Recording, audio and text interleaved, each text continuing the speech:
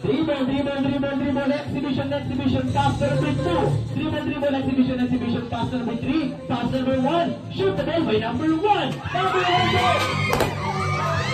Alright, attention. Ang ating unang punto sa tunod natin team. Team boys. Palakpakan natin ang ating team. Ating Dutron. Okay, this time, meron na tayong 1-0. Okay, 1-0 na. Boys, dire-diretso lang natin yan.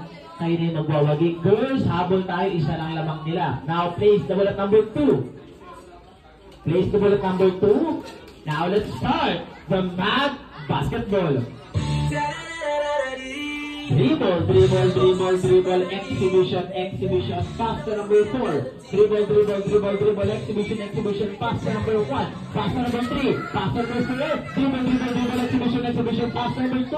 Pass to number 3, pass to number 1. Dribble, pass to number 4. Pass to number 3. Shoot the ball by number 2. Number 3 goal!